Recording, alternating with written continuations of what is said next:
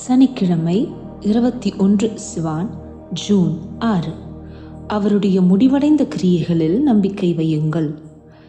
எபேசியர் 2:8-9. கிருபையினாலே விசுவாசத்தை கொண்டு ரட்சிக்கப்பட்டீர்கள். இது உங்களால் உண்டானதல்ல, இது தேவனுடைய ஈவு. ஒருவனும் பெருமை பாராட்டாதபடிக்கு இது கிரியைகளினால் உண்டானதல்ல.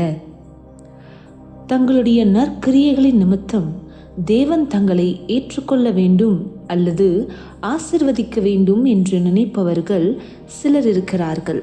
அவர்கள் தங்களுடைய சுய நீதியை நம்புகிறார்கள். ஆனால் தேவன் கிறிஸ்து சிலுவையில் முடிவடைந்த கிரியைகளின் மேல் நீங்கள் வைத்திருக்கும் விசுவாசத்திற்கே பலனளிக்கிறார். உங்களுக்காக அவர் செய்த பதிலீடான கிரியையே அது. தேவனுக்கு முன்பாக உங்களுக்காக பரிந்து பேச உங்களது நற்கிரியைகளையோ அல்லது நியாயப்பிரமாணத்தை கைக்கொள்வதையோ நம்புவதின் பலனை அப்போஸ்தலனாகிய பவுல் வெளிப்படுத்தியுள்ளார். அவர் எழுதுகிறார், என் கர்த்தராகிய கிறிஸ்து இயேசுவை அறிகிற அறிவின் மேன்மைக்காக எல்லாவற்றையும் நஷ்டமென்று எண்ணிக்கொண்டிருக்கிறேன். நான் கிறிஸ்துவை ஆதாயப்படுத்தி கொள்ளும்படிக்கும் நியாயப்பிரமாணத்தினால் வருகிற சுய நீதியை உடையவனாயிராமல் கிறிஸ்துவை பற்றும் விசுவாசத்தினால் வருகிறதும் விசுவாசம் மூலமாய் தேவனால் உண்டாயிருக்கிறதுமான நீதியை உடையவனாயிருந்து கிறிஸ்துவுக்குள் இருக்கிறவன் என்று காணப்படும்படிக்கும் எல்லாவற்றையும் நஷ்டமென்று விட்டேன், குப்பையுமாக எண்ணுகிறேன். பிலிப்பியர் 3:8-9. அடிக்கோடிடப்பட்ட பகுதியை கவனியுங்கள். அது சுவிசேஷத்தின் கருத்தை வெளிப்படுத்துகிறது.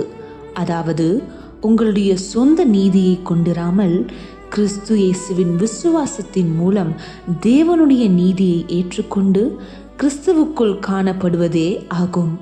உங்களுடைய மதசார்பான பக்தி விருத்தியால் தேவனை ஒருபோதும் கவர முயற்சிக்காதீர்கள்.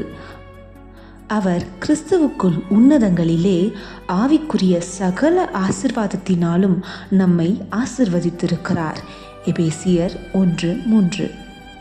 கிறிஸ்துவுக்குள் ஏற்கனவே உங்களுடையதாக மாறாத எந்த ஒரு காரியமும் நீங்கள் விரும்பக்கூடியதாக இருக்க முடியாது. அவருக்கு சொந்தமான அனைத்தும் உங்களுக்கே சொந்தம். நினைவில் வையுங்கள், அவர் உங்களுக்கு தமது ஜீவனையே கொடுத்திருக்கிறார். எனவே கிறிஸ்து எதை செய்ய வந்தாரோ உங்களுக்காகவும் உங்களுக்குள்ளும் அவர் எதை சாதித்து முடித்திருக்கிறாரோ அதன் மேல் உங்கள் விசுவாசம் நிலைநிறுத்தப்பட வேண்டும். உங்கள் தெய்வீக ஆரோக்கியம், தெய்வீக செழிப்பு மற்றும் எல்லையற்ற வெற்றிகள் மற்றும் ஆசீர்வாதங்கள் நிறைந்த வாழ்க்கைக்கு காரணம் கிறிஸ்து ஏற்கனவே அவற்றை உங்களுடையதாக்கிவிட்டார் என்பதுதான். உங்கள் கவனமும் நம்பிக்கையும் உங்களது கிரியைகளின் மேல் அல்லாமல் அவர் மேல், அவர் செய்த காரியங்கள் மற்றும் அவர் எப்பேற்பட்டவர் என்பதன் மேலேயே இருக்க வேண்டும். தீர்க்கதரிசன அறிக்கை. கர்த்தராகிய இயேசுவே, நீர் பெரியவரும் மிகவும் துதிக்கப்படத்தக்கவருமாயிருக்கிறீர். கிறிஸ்துவுக்குள் உன்னதங்களிலே ஆவிக்குரிய சகல ஆசீர்வாதத்தினாலும் என்னை ஆசீர்வதித்து ஒளியின் ராஜ்யத்தில் உள்ள பரிசுத்தவான்களின் மகிமையான சுதந்திரத்தில் என்னை பங்காளியாக்கியதற்காக உமக்கு நன்றி.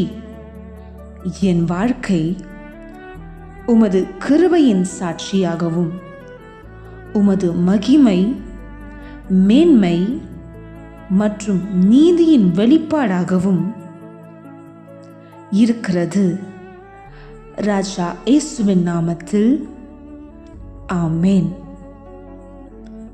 மேற்கொண்ட தியானம் 2 பேதுரு 1:3, 1 கொரிந்தியர் 3:21, ரோமர் 4:14.